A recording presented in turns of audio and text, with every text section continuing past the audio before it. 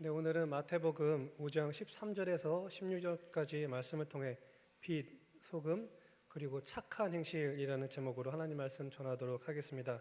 우리가 읽은 마태복음 5장 13절로부터 16절까지는 예수님께서 산 위에서 설교하였다고 해서 이름 붙여진 산상 설교 중 한 부분입니다.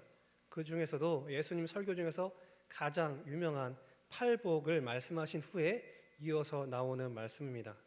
오늘 본문은 너무나 유명한 말씀이지만 정말로 또 우리가 이 말씀의 참된 의미를 잘 알고 있는지에 대해서는 그렇지 않은 부분이 많은 것 같습니다. 오늘도 말씀을 통해 예수님이 말씀하신 오늘 본문의 참 뜻을 발견하시는 저와 여러분이 되시길 바랍니다.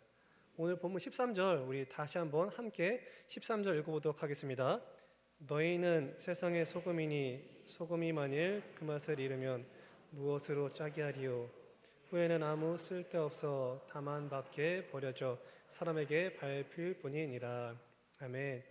예수님께서는 너희는 세상의 소금이다라고 말씀하고 계십니다. 여기서 너희가 누구입니까? 먼저 1차적으로는 당시 말씀을 듣던 무리들에게 하신 말씀입니다. 말씀을 듣던 또한 예수님을 따르던 많은 사람들, 바로 너희가 세상의 소금이다라고 말씀하시는 겁니다. 하지만 성경은 예수님의 제자들과 또 신구약 시대를 살던 이들에게만 위에서 쓰여진 것이 아닙니다. 전 시대를 살아가는 사람들에게 쓰여진 것입니다. 그렇기 때문에 예수님께서는 오늘 말씀을 당시 말씀을 듣던 제자들과 무리들에게 선포하셨지만 2018년도를 살아가는 저와 여러분에게도 동일하게 주신 말씀이라는 것입니다. 이 자리에 앉아 있는 바로 저와 여러분이 세상의 소금이라는 것입니다. 여러분이 소금이라고 말씀을 하시는데 그러면 소금의 역할이 무엇입니까? 성경 속에서 소금의 역할이 무엇인지 한번 찾아보도록 하겠습니다. 출애굽기 30장 35절입니다. 그것으로 향을 만들되 향 만드는 법대로 만들고 그것에 소금을 쳐서 성결하게 하고. 출애굽을 한 이후에 하나님께서 이스라엘 백성들에게 직접 향 만드는 법을 알려주십니다. 향을 만들 때 특별히 성결하기 위해서 소금을 치라고 말씀하십니다. 소금은 성결하게 만든다는 것입니다. 성막에 사용할 향은 다른 향과 구별되도록 거룩하고 성결하게 만들도록 이 하나님께서 소금을 치도록 하셨습니다. 성경은 이처럼 어떠한 것을 거룩하고 구별되게 할 때 이처럼 소금을 사용했다는 것을 알 수가 있습니다. 그렇다면 성결하게 하는 것 그 위에도 다른 어떤 때 성경에서는 소금을 사용했는지 한번 성경 본문 또 보겠습니다. 다음 민수기 18장 19절입니다. 함께 읽겠습니다. 이스라엘 자손이 여호와께 거제로 드리는 모든 성물은 내가 영구한 몫의 음식으로 너와 내 자녀에게 주노니 이는 여호와 앞에 너와 내 후손에게 영원한 소금 언약이니라. 아멘. 이 말씀에서도 소금 언약이라는 말씀을 사용하고 계십니다. 민수기를 보니까 하나님께서 이스라엘 백성들과 약속을 할 때 소금 언약이라고 말씀을 하셨습니다. 소금은 아무리 시간이 흘러도 그 맛이 결코 변하지 않습니다. 소금 언약은 아무리 시간이 흘러도 변치 않은 하나님의 언약을 말씀합니다. 정리하면 성경에서는 어떠한 것을 성결하여 구별하고 거룩하게 할 때 소금을 사용했고 또 변치 않는 약속을 하나님께서 약속 주실 때 소금 언약, 이렇게 소금이라는 말을 사용했습니다. 그렇다면 우리가 일상생활에서는 소금이 어떻게 쓰이는지 살펴보겠습니다. 크게 소금은 두 가지 용도로 사용이 되는데 우선 소금은 방부제 역할을 합니다. 썩는 것을 방지합니다. 고기에 소금만 조금만 뿌려두어도 고기가 부패하는 시간을 상당히 늦출 수가 있습니다. 이처럼 성도가 세상에서 소금과 같은 존재가 되어서 세상에 썩는 것을 막아야 한다는 것입니다. 이와 같이 부패한 세상 속에서 함께 동일하게 썩어져 가는 것이 아니라 우리 여러분이 이처럼 소금과 같은 방부제 역할을 하여서 썩어져 가는 것을 막아야 한다는 것입니다. 소금의 또 다른 역할은 맛을 내는 것입니다. 싱거운 음식에 소금으로 간을 내므로써 그 음식을 맛있게 만듭니다. 그런데 소금이 만일 그 맛을 잃으면 무엇으로 짜게 하겠습니까? 소금은 사실 그 맛을 이룰 수가 없습니다. 여기서 맛을 잃다 해서 사용된 헬라어는 모라이네인이라는 동사인데 어리석게 되다, 어리석게 만들다라는 의미를 가지고 있습니다. 세상의 소금인 저와 여러분이 본래 그 짠맛을 잃게 되면 바로 어리석게 된다는 것입니다. 이 세상 속에 있을 때 세상 문화와 타협하고 그들과 함께 타락하는 동일한 존재가 되어서는 안 된다는 것입니다. 신학의 어떤 주의 중에 근본주의와 복음주의가 있습니다. 근본주의와 복음주의의 차이가 무엇입니까? 둘 다 비슷한 점이 있습니다. 근본주의나 복음주의나 둘 다 하나님의 권위에 동일하게 인정을 합니다. 그러나 근본주의는 세상의 문화를 배격합니다. 이미 세상 문화가 오염되어 있기 때문에 근본주의는 세상의 문화를 아예 배격을 합니다. 그런데 이러한 근본주의에서 복음주의 운동이 태동을 했습니다. 하나님의 말씀의 권위를 완벽히 인정하되 문화 속으로 들어가 문화를 이용해서 복음을 전하자는 것이 바로 복음주의 운동입니다. 세상은 넓은 바다입니다.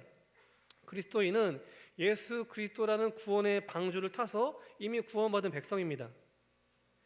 예수 그리스도라는 배에 올라타야만 살 수가 있습니다. 그런데 근본주의는 이렇게 말하는 겁니다. 예수 그리스도는 배에 올라탔으니까 우리는 더 이상 세상 가운데 나가면 안 돼.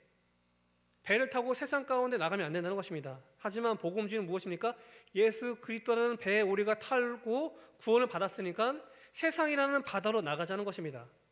그런데 세상이라는 바다로 나가다 보니까 나도 모르는 새에 자꾸만 그 바닷물이 배로 밀려오는 것입니다.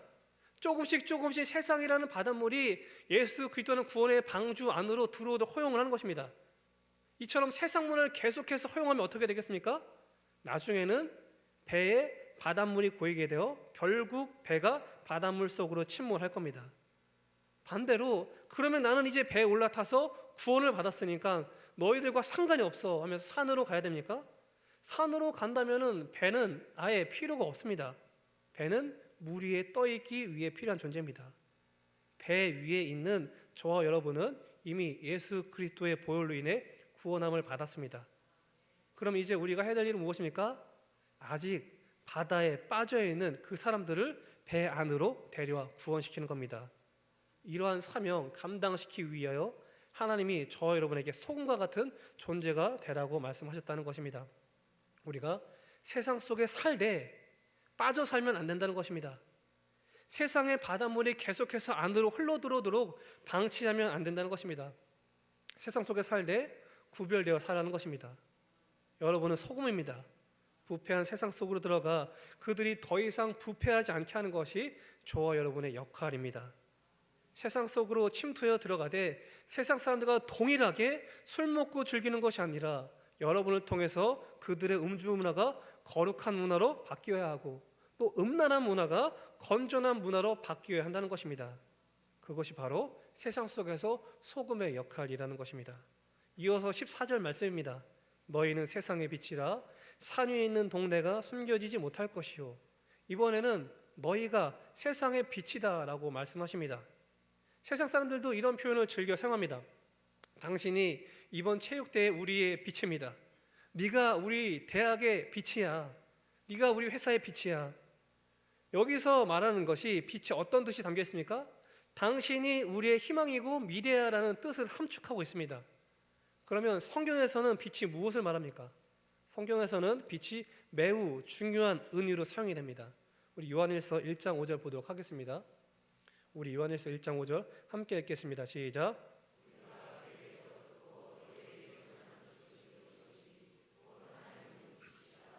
그에게는 어둠이 없대. 아멘. 말씀을 보니까 하나님을 빛이라고 묘사하고 있습니다. 복음서를 보면은 예수님을 세상의 빛이라고 말씀하는 것이 우리가 심심치 않게 찾아볼 수가 있습니다.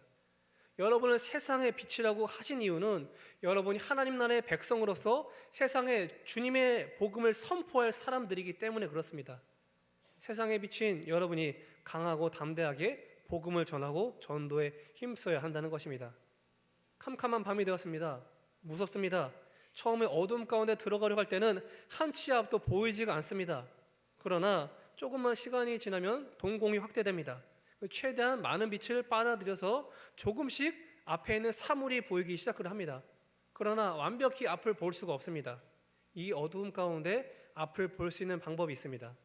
그게 무엇입니까? 빛을 비추면 되는 것입니다. 강력한 빛을 비추면 어둠은 물러가게 되어 있습니다. 어둠을 없애기 위해서 가진 노력을 한다 하더라도 소용이 없습니다. 빛만 비추면 어두움은 자연히 사라집니다. 이 세상이 바로 어두움입니다. 여러분이 바로 세상 속에서 이러한 빛과 같은 존재가 되어야 한다는 것입니다. 고대 이스라엘의 마을은 흰 석회암으로 지어졌기 때문에 태양이 밝게 빛나면 건물이 환하게 빛나서 많은 사람들의 눈에 보이고 쉽게 감추어지지 않았다고 합니다. 또한 밤에는 동네 주민들이 켜놓은 등불로 인해서 주변 지역이 환하게 밝게 빛났다고 합니다. 여러분은 이처럼 세상 가운데 태양과 같은 존재가 되어야 하고 밤을 비추는 등불과 같은 존재가 되어 이 세상을 밝게 비춰야 한다는 것입니다. 이어서 마태복음 5장 15절, 우리 5장 15절 함께 읽겠습니다. 시작. 사람이 등불을 켜서 말 아래 두지 아니하고 이러므로 집 앞에 모든 사람에게 비치느니라. 아멘. 빛은 세상 아래에 두지 아니하고 등경 위에 두는 것입니다. 여러분은 빛입니다. 세상 아래에 두는 것이 아니라 세상 바로 위에 있어야 할 존재라는 것입니다. 당시 이스라엘에서는 불을 켠 다음에 되도록 멀리까지 비추도록 위해서 등경이라는 것을 위에 놓고 사용했습니다. 또 15절에 나온 등불을 켜서 말 아래에 두는 말은 곡식의 양을 재는 나무 그릇에서 보통 한 8.25리터 정도 담을 수 있는 용기입니다. 대략 우리가 일반적으로 사용하고 있는 일반적 양동이 사이즈입니다. 등경은 빛을 멀리 보내는 역할을 하지만 말은 빛을 비치지 못하게 해서 차단하는 역할을 합니다. 근데 우리가 등불을 켜는 이유가 뭡니까? 밝히 비추기 위해서입니까? 아니면은 빛을 감추기 위해서입니까? 이 등불을 사용하는 이유는 말할 것도 없이 멀리 비추기 위해서입니다. 여러분은 세상을 밝히 비추기 위한 존재입니다. 지금 세상이 얼마나 험난합니까? 하루가 멀다 하고 미투 운동을 통해서 각층에서 고위직에 있는 사람들이 성추행에 연루됐다는 소식이 계속해서 들려옵니다. 예전에는 자식이 부모를 해하는 것이 뉴스가 되었는데 요즘은 부모가 자식에게 해코지하는 뉴스가 하루가 멀다 하고 들립니다. 이런 소식을 접할 때마다 주님이 오실 날이 머지않았구나라는 생각이 듭니다. 지금 세상 너무나 악합니다. 세상에 비친 여러분이 세상을 밝게 비추는 존재가 되어야 많은 사람들에게 하나님의 빛을 비출 수가 있다는 것입니다. 어두운 곳을 밝게 비추는 빛과 같은 존재가 되셔야 합니다. 그렇다면 어떻게 우리가 소금과 또한 빛과 같은 존재로 살 수가 있습니까? 마태복음 5장 16절 이렇게 말씀합니다. 이같이 너희 빛이 사람 앞에 비치게 하여 그들로 너희 착한 행실을 보고 하늘에 계신 너희 아버지께 영광을 돌리게 하라. 성도님들의 그 빛을 사람들 앞에 비추게 해야 합니다. 무엇을 비추는 겁니까? 예수님의 제자들인 우리가 비추고 보여줘야 할 것은 바로 착한 행실이라고 말씀합니다. 우리는 하나님의 마음과 뜻을 나타낼 수 있는 모든 일을 힘써 행해야 됩니다. 그리고 세상 사람들이 그 빛을 보도록 해야 됩니다. 우리의 빛을 사람들이 보도록 비춰야 합니다. 불신자들이 어떻게 하나님을 보는 줄 아십니까? 바로 여러분의 행실을 보고 판단합니다. 야, 저 사람 사는 거 보니까 하나님이 정말 있긴 있구나. 우리가 이런 소리를 들어야지, 야, 저 사람이 믿는 하나님은 내가 잃어버려도 안 믿겠다. 이런 소리 들으셔야 되겠습니까? 여러분의 그런 착한 행실을 통해서 살아계신 하나님을 드러내고 하나님께 영광 돌려 한다는 것입니다. 세상 속에서 빛과 소금이 되십시오. 이 세상에서 하나님의 맛을 내는 소금과 같은 존재가 되십시오. 이 세상에서 어두운 곳을 밝게 비추는 빛과 같은 존재가 되십시오. 하나님께서 저 여러분이 세상의 빛과 세상의 소금이 되길 원하십니다. 세상에서 소금과 빛의 역할을 온전히 감당할 때 그것을 위해서 많은 사람들이 하나님을 만나게 될 것입니다. 불신자들이 여러분의 행실을 보고 주님을 만나게 될 것입니다. 여기까지가 우리가 일반적으로 알고 있는 빛과 소금, 착한 행실에 대한 해석과 적용입니다. 말씀을 계속해서 묵상하는 가운데 이 말씀을 내가 잘못 해석하고 있었다는 것을 깨닫게 되었습니다. 그러면 지금부터 이 말씀이 전하고자 하는 진짜 의미를 살펴보도록 하겠습니다. 사실 이 말씀의 진짜 의미를 알기 위해서는 방금 전에 말씀드린 빛과 소금과 착한 행실의 기본적인 의미를 알고 있어야 됩니다. 13절 다시 한번 읽어보겠습니다. 우리 13절 함께 읽어보겠습니다. 시작.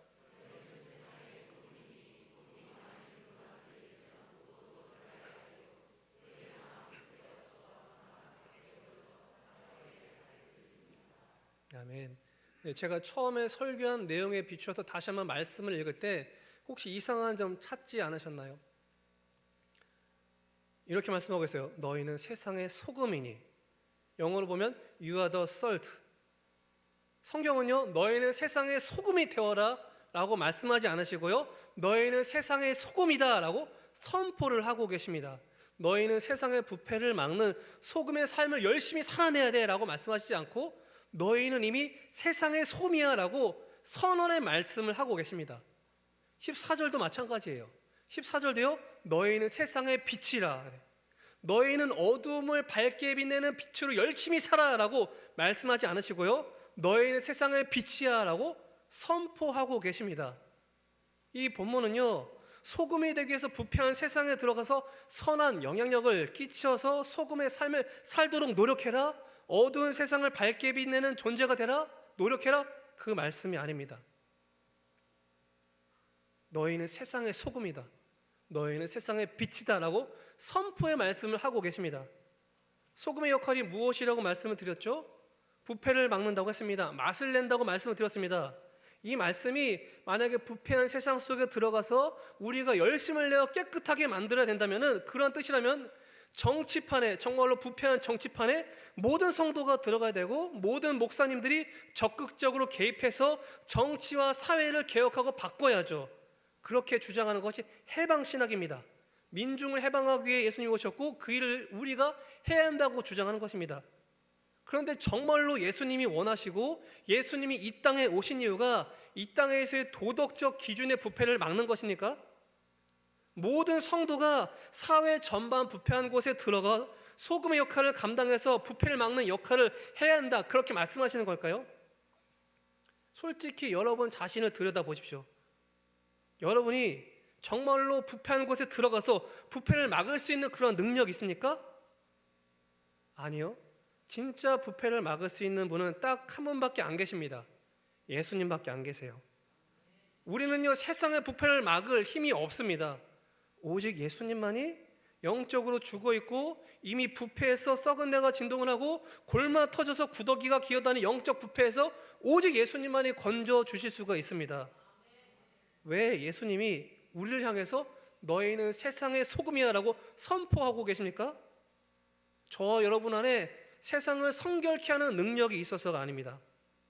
성결하게 하고 변하지 않으신 소금이신 예수님이 우리 안에 계시기 때문에 너희는 세상의 소금이야 라고 말씀하시는 겁니다.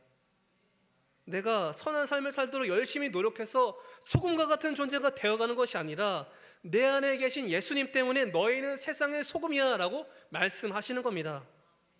소금이 짠맛을 잃으면 아무데도 쓸데없이 버려지는 것처럼 너희 안에 예수가 없으면 버려질 뿐이야 라고 말씀을 하시는 겁니다. 내가 진리가 아닙니다. 진리인 예수가 내 안에 오셨기 때문에 내가 진리가 되어가는 것입니다. 14절도 비슷한 맥락입니다. 이 말씀이 단순히 너희는 어두운 세상을 밝히 비추는 존재가 되도록 노력해라라는 말씀이 아닙니다. 요한일서 1장 5절 우리 다시 한번 읽어보겠습니다. 우리 함께 읽어보겠습니다. 시작.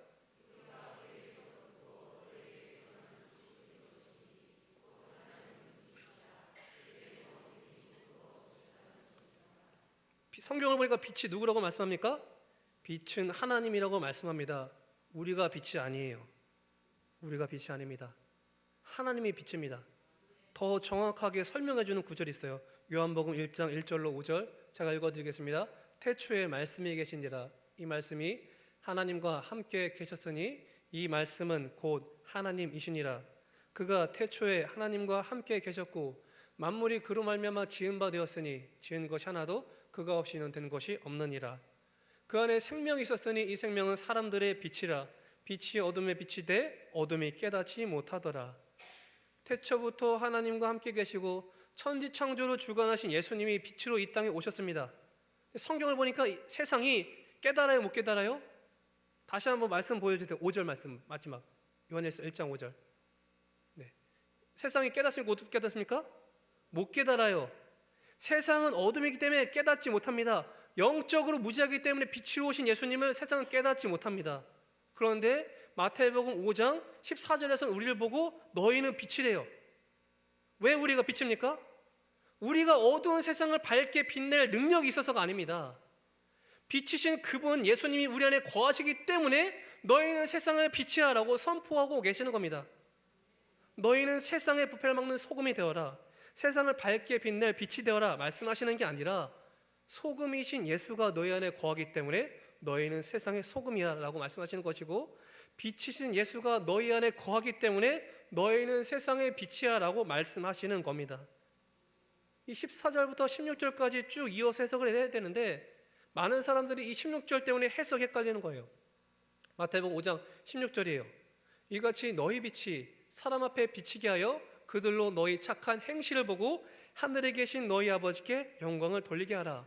목사님 이것 보세요. 너희가 착한 행실을 열심히 해서 너희 착한 행실을 보고 그들이 하늘에 계신 너희 아버지께 영광을 돌리게 하라고 하잖아요.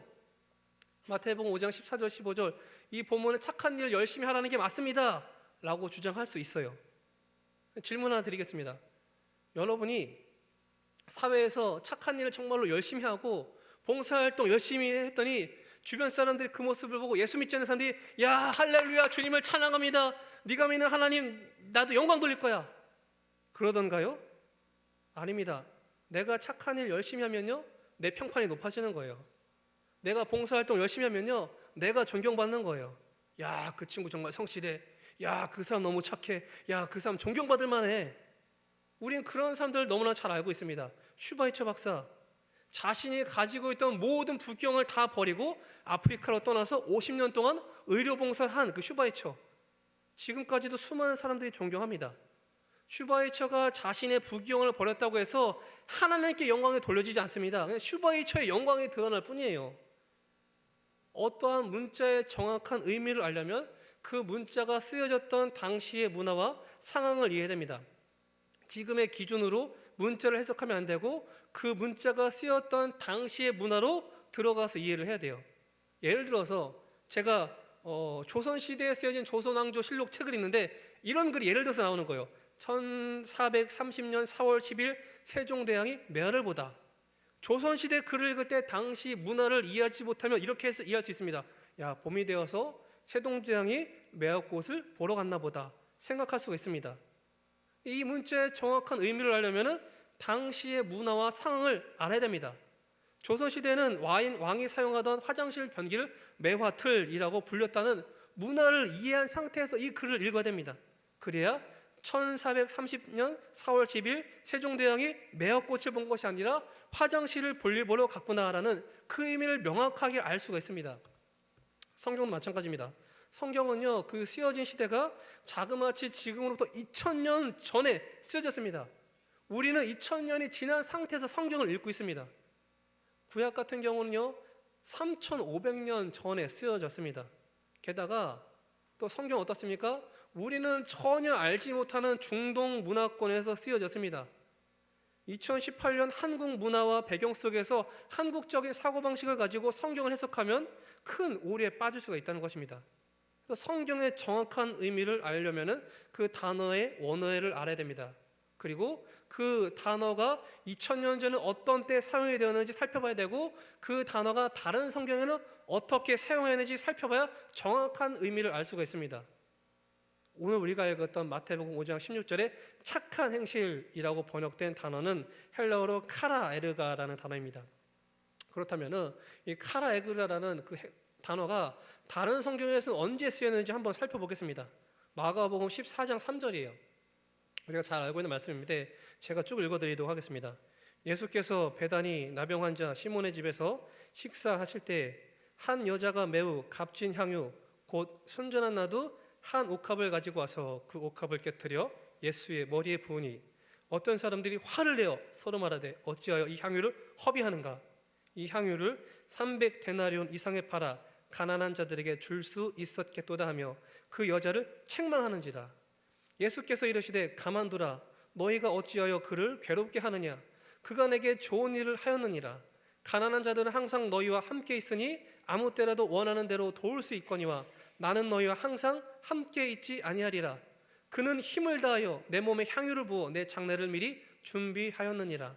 내가 진실로 너희에게 이르노니 온 천하에 어디서든지 복음이 전파되는 곳에는 이 여자가 행한 일도 말하여 그를 기억하리라 하시니라. 자, 6절로 한번 넘겨주세요. 뒤에 6절. 네, 우리 6절 뒤로. 네, 6절 보니까 여기서 좋은 일이 있죠. 좋은 일.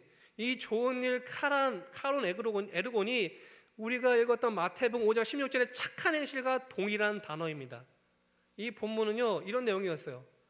예수님이 시몬의 집에서 식사를 하고 있었습니다. 근데 한 여자가 나드 한 옥합을 깨트려서 예수님 머리에 부었습니다. 사람들이 막 화를 냅니다.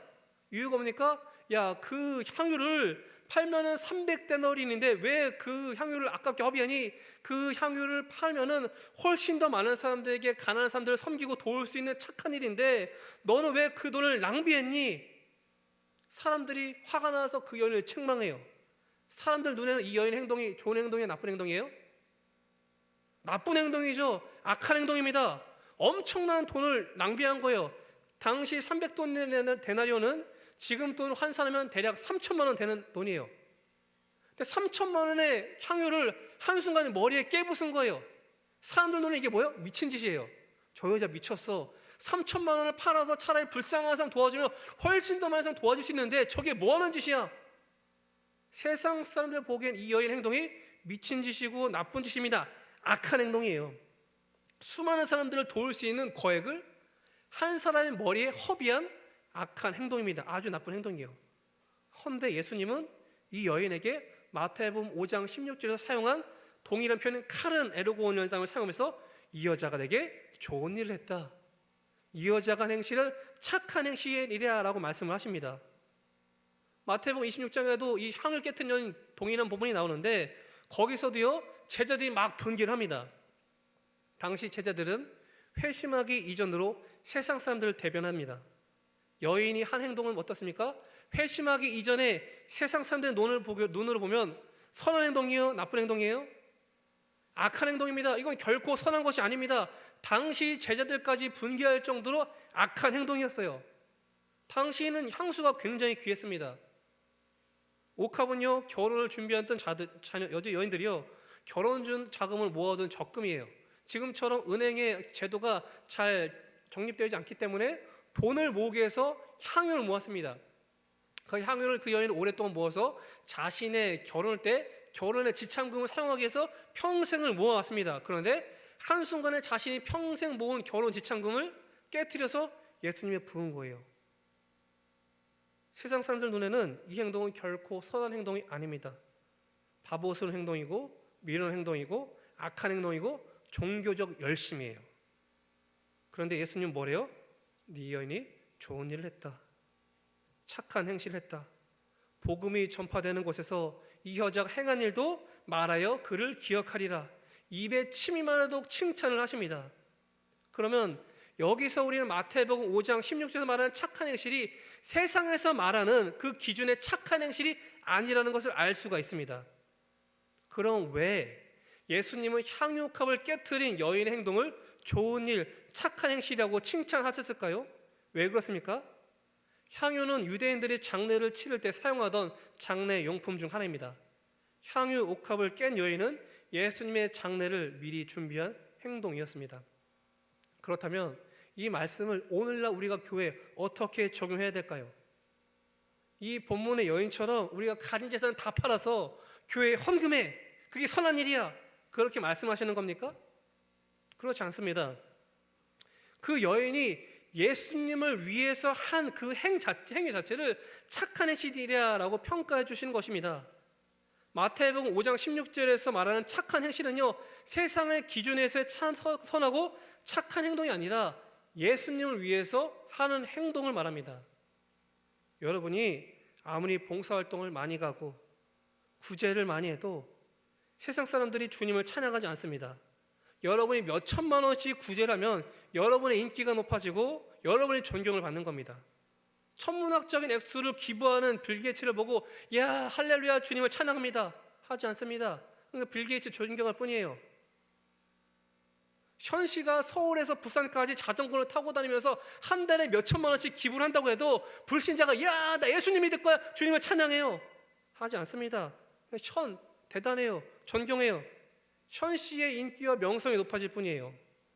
예수님이 구원받을 백성을 이 땅에 남긴 이유는 봉사활동 열심히 하고 착한 일 많이 하라고 남긴 것이 아닙니다. 예수님을 알아가라는 겁니다. 하나님의 사랑을 깨달으라는 거예요. 그렇다고 해서 선행과 봉사활동을 하지 말라는 것이 아닙니다. 당연히 그와 같은 것들 계속해야 됩니다. 왜요? 그와 같은 것은요, 세상 사람도 열심히 하고 다른 종교인들도 훨씬 더 열심히 합니다. 다른 종교는요, 훨씬 더 이타적인 삶을 살아갑니다. 불교의 법률이라는 스님이 있습니다. 이분이 2008년도에 70일 금식 기도를 했어요. 근데 이 법률 스님이 70일 금식 기도 왜 했는지 아십니까? 당시에 굶어 죽는 북한 동포를 보고 북한 동포의 회복을 위해서 70일 금식 기도를 했어요.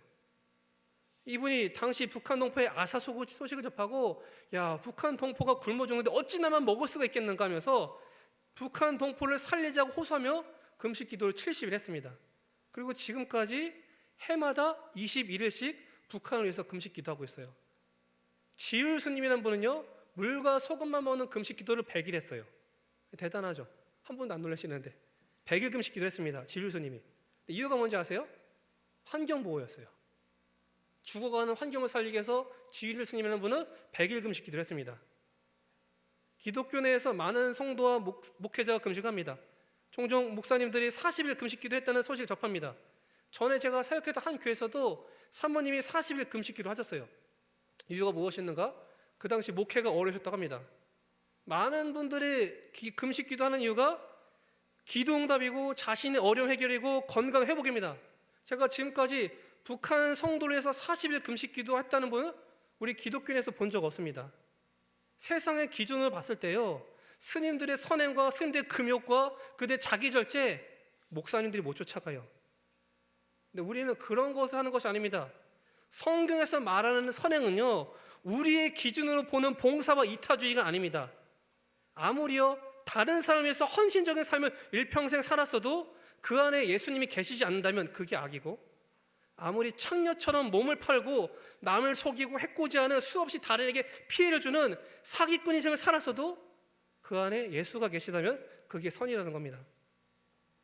박사학위를 가진 슈바이처가 성공한 의사의 삶을 포기하고 아프리카에서 평생 40년 넘게 불쌍한 사람을 돕는 이타주의 삶을 살았어도 예수만이 구원자가 아니야 라고 말한 그의 행실이 악한 행실이고, 죄 없는 사람을 죽이고 인육까지 먹었지만 예수를 영접한 지존파가 착한 행실을 한 것입니다.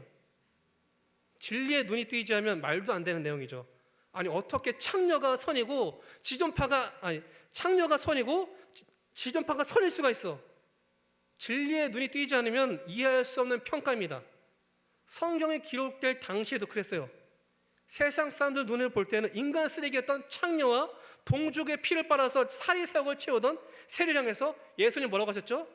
너희들이 의인이야. 반면에 당시 세상 사람들 눈의 기준을 볼 때 너무나 훌륭한 삶을 살았고 모든 이들의 존경을 받았던 바리새인들 향해서 독사의 자식들아 라고 거침없이 욕을 한 것입니다. 어둠에 속한 세상은요 진리를 이해하지 못합니다. 그러니까 어떻게 해요? 예수님을 박해한 거예요. 아니, 어떻게 창녀와 사기꾼이 의인일 수가 있어? 어떻게 바리새인이 죄인일 수가 있어? 이해가 안 되니까 죽여버린 것입니다. 오늘 본문을 돌아봅시다. 오늘 말씀 16절이에요. 오늘 말씀 16절 다시 한번 읽어보겠습니다. 시작.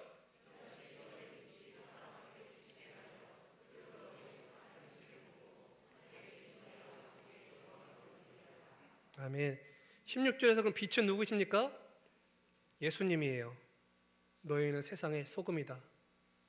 너희는 세상의 빛이다라고 그 말씀은요, 우리 내면 가운데 부패를 막는 소금의 능력이 있고 어둠을 밝게 비추는 빛의 능력이 있어서가 아닙니다.